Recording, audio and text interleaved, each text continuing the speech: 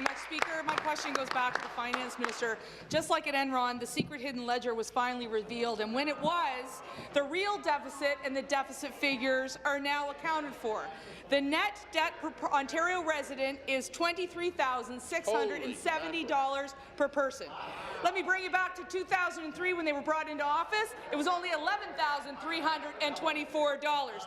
That figure is going to raise by $24,960 per person next year and $26,240 per person the year after that.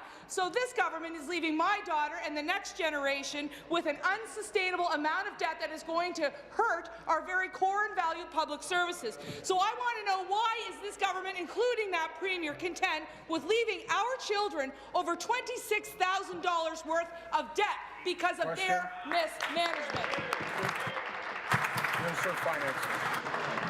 Mr. Speaker, I got 3 kids of my own, and I want to leave them with opportunity in the future.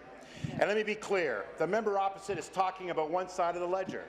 There's something else that's extremely important here, extremely worth noting, and that is Ontario is indeed one of the largest subnational economies in the world, Mr. Speaker, over $800 billion, and we're going to be up to $1 trillion soon, Mr. Speaker. It's that strength of our economy, that worth, that is also important in that calculation. And you take into account the degree of debt as a percentage of that overall value.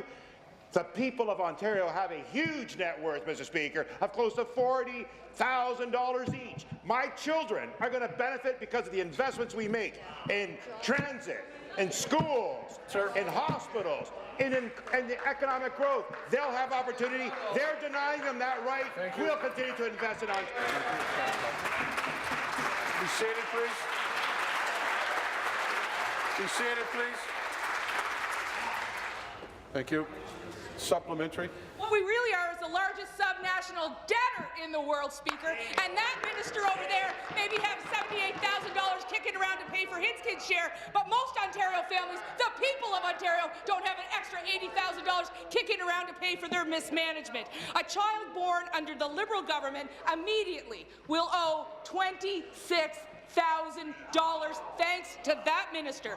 I care about the future. I care about my daughter. I care about the kids on our hockey team. I care about the Pages. But they are putting all of that at risk with unsustainable and reckless spending. I want to know from the minister, is he okay with saddling every single child born in 2018 with $26,000 of additional debt? Because I can tell you, me, Vic Fideli, and Doug Ford certainly aren't.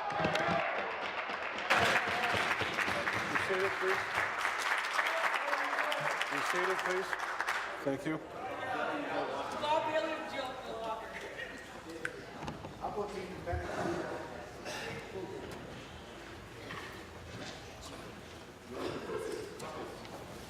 Minister. Mr. Speaker, in 40 years, there have been only 8 balanced budgets, 3 of them by the Conservatives, the rest by us. Mr. Speaker, the largest deficit in Canadian history was over $50 billion by the Conservative government, Mr. Speaker, not by anybody else. Furthermore, this is all about choice. The member opposite is talking about what they choose to do. We have no idea because they have no plan, but we know what they are going to do. They're going to cut.